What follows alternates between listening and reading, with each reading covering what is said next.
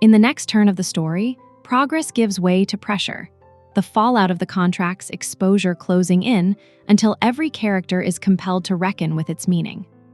The scandal refuses to remain a single explosive moment. Instead, it stretches into something suffocating, where perception begins to outweigh truth. Hee-Joo is pushed to the center of that scrutiny almost immediately, not just as a participant in the contract marriage, but as the one most easily questioned, most easily blamed. What unsettles her isn't only the chaos of the press or the sharpness of their accusations, but the quiet realization that this narrative of manipulation, of ambition, can take root regardless of what she knows to be real. The contract, once a private solution, now feels like evidence against her, something that cannot be explained without exposing more than she can afford to lose. Ian responds with instinctive precision, stepping into control before the situation can unravel further, but his composure carries a different weight now. It is no longer just about maintaining dignity or protecting appearances.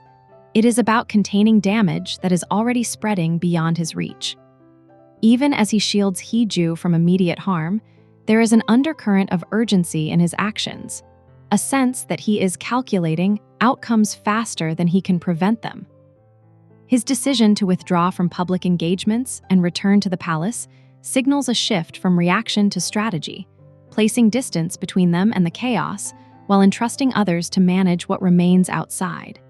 Yet even this controlled retreat feels temporary, as though the real confrontation has only been delayed. What complicates everything further is the nature of the leak itself. The contract was never meant to be accessible, secured in a way that implies intent behind its exposure. This transforms the scandal into something more insidious because it cannot be dismissed as coincidence or external interference.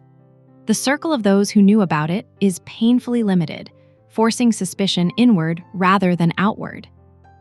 Every possibility carries consequences. Jung-woo, whose involvement in drafting related documents gave him access. Queen Irang, whose earlier suspicions now seem less like intuition and more like quiet certainty, or even unseen forces acting through them.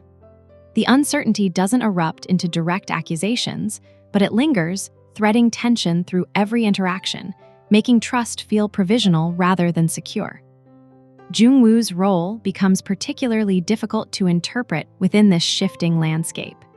His composure in the face of the scandal feels almost deliberate, as if he has already reconciled himself with its outcome. At the same time, his emotional position remains unresolved, caught between lingering concern for Hee-Joo and the distance he begins to impose after learning the truth about her feelings. His earlier confrontation with Ian, fueled by both frustration and something more personal, now takes on new significance. It suggests not just rivalry, but a fracture shaped by unspoken expectations, one that leaves open the possibility that his actions may no longer align with either of them. Whether driven by protectiveness, resentment, or something more calculated, his distance adds to the growing sense that alliances within this story are no longer fixed. Queen Irang, in contrast, embodies a quieter, more controlled form of pressure. She does not react with visible outrage or immediate punishment. Instead, she observes, intervenes selectively, and allows the situation to unfold in a way that strengthens her position. Her confrontation with Hee-Joo is measured, almost restrained, but carries an unmistakable implication: that the truth of the contract is not just a personal failing, but a threat to something larger. Her earlier suspicions now feel validated, and her interactions suggest that she is less interested in uncovering the truth than in ensuring it leads to a specific outcome. This calculated patience creates a tension that is harder to resist because it offers no clear point of opposition, only a slow tightening of control. Amid these external forces, Hee-Joo and Ian begin to shift in ways that are subtle but deeply consequential. Hee-Joo turns inward, her focus moving toward responsibility rather than defense. The realization that the contract originated from her decision weighs heavily, shaping a resolve that is both selfless and isolating. She begins to consider the possibility that protecting Ian may require her absence rather than her presence, that stepping away could prevent further damage to his position and future. This inclination towards sacrifice is not framed as weakness, but as a deliberate choice, one that acknowledges the reality of their circumstances while quietly disregarding her own desires. Ian, however, moves in the opposite direction. Where Hee-Joo seeks to minimize impact, he seeks to confront it. His interactions with those around him, particularly his decision to question the situation directly and pursue those he suspects, reflect a growing impatience with restraint.